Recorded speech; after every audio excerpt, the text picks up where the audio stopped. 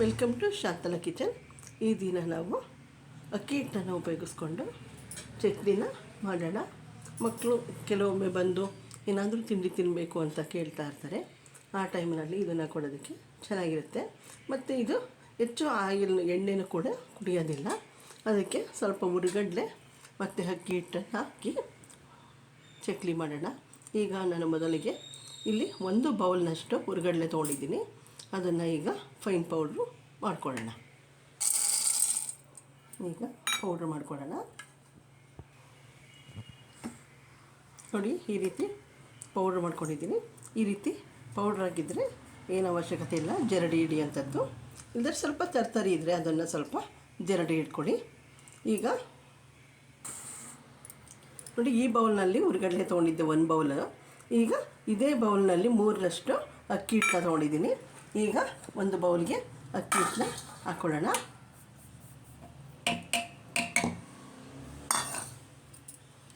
ಈಗ ಅದಕ್ಕೆ ನಾವು ಪುಡಿ ಮಾಡಿದ್ವಲ್ಲ ಹುರಿಗಡಲೆ, ಅದನ್ನು ಹಾಕೊಳ್ಳೋಣ.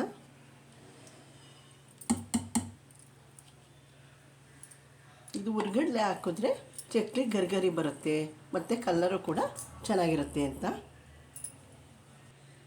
ಈಗ ಅದಕ್ಕೆ ರೆಡ್ ಚಿಲ್ಲಿ ಪೌಡ್ರು ಸ್ವಲ್ಪ ಹಾಕೊಳ್ಳೋಣ.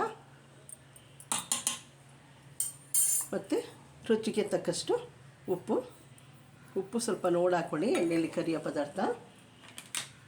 ಸ್ವಲ್ಪ ಯೆಲ್ಲೋ ಪೌಡರ್ ಮತ್ತು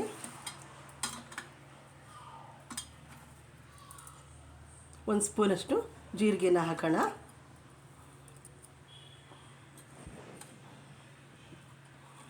ಮತ್ತು ಒಂದು ಅರ್ಧ ಸ್ಪೂನಷ್ಟು ಅಜ್ವೈನ ಹಾಕೋಣ.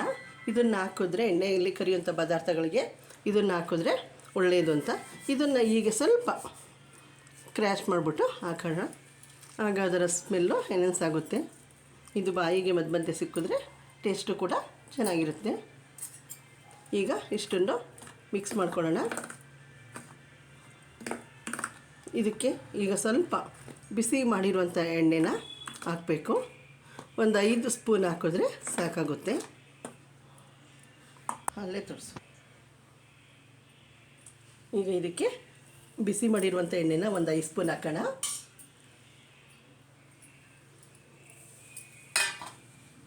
ಒಂದು 5 ಸ್ಪೂನು ಬಿಸಿ ಮಾಡಿರುವಂಥ ಎಣ್ಣೆನ ಹಾಕಿದೆ.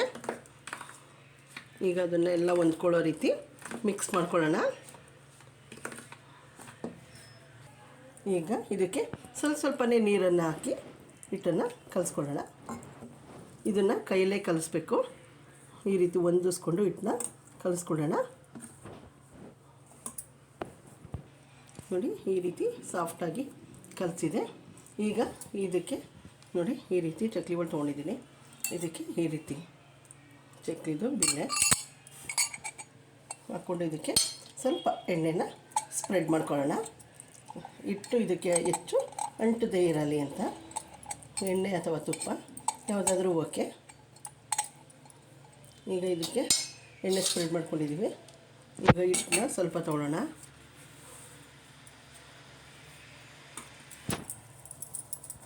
ಈ ಥರ ಸಿಲಿಂಡರ್ ಆಕಾರದಲ್ಲೇ ಮಾಡಿಕೊಂಡು ಇದಕ್ಕೆ ತುಂಬಿಸಿ ಎಷ್ಟು ಹಿಡಿಯುತ್ತೆ ಅಷ್ಟನ್ನು ಹಾಕಿ ಮಾಡ್ಕೊಳ್ಳೋಣ.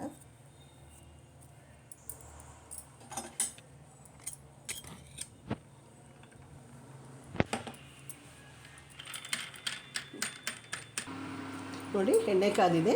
ಈಗ ಚಕ್ಲಿನ ಡೈರೆಕ್ಟಾಗಿ ಬಾಣಲಿಗೆ ಹಾಕೋಣ.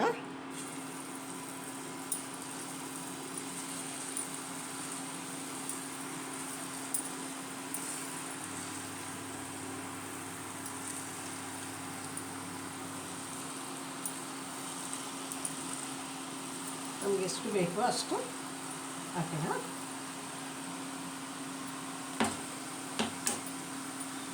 ಸ್ವಲ್ಪ ಬೇಯೋ ತನಕ ಅದನ್ನು ತಿರುವಾಕೋದು ಬೇಡ. ಹಾಗೆ ಸ್ವಲ್ಪ ಬೇಯಲಿ. ಅದು ನೊರೆ ಎಲ್ಲ ಸ್ವಲ್ಪ ಕಡಿಮೆ ಆದಮೇಲೆ ಆಮೇಲೆ ಅದನ್ನು ಇನ್ನೊಂದು ಕಡೆ ತಿರುವಾಕೋಣ.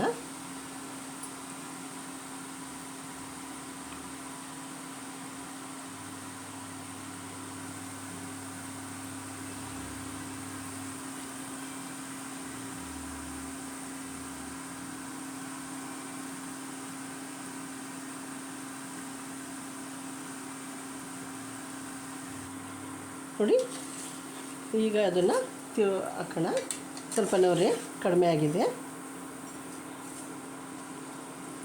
ನಿಮಗೆ ಡೈರೆಕ್ಟಾಗಿ ಒಲೆ ಮೇಲೆ ಹಾಕೋಕ್ಕಾದರೆ ಹಾಕಿ, ಇಲ್ಲದಿದ್ದರೆ ಕೆಳಗಡೆನೇ ಒಂದು ತಟ್ಟೆ ಮೇಲೆ ಹಾಕ್ಕೊಂಡು ಆಮೇಲೆ ಒಂದೊಂದಾಗಿ ಎಣ್ಣೆ ಒಳಗಡೆ ಹಾಕಿ. ಎಣ್ಣೆ ಎಲ್ಲ ಹಾಕುವಾಗ ಸ್ವಲ್ಪ ಜೋಪಾನ. ಮೊದಲು ಹಾಕೋರು ಮೊದಲು ಎಣ್ಣೆಯಲ್ಲಿ ಕರಿ ಅಂಥವರು ಸ್ವಲ್ಪ ನೋಡಾಕಿ. ನೋಡಿ ಬೆಂದಿದೆ, ನೊರೆ ಎಲ್ಲ ಕಡಿಮೆ ಆಗಿದೆ. ಈಗ ಅದನ್ನು ಒಂದು ತಟ್ಟೆಗೆ ಶಿಫ್ಟ್ ಮಾಡೋಣ.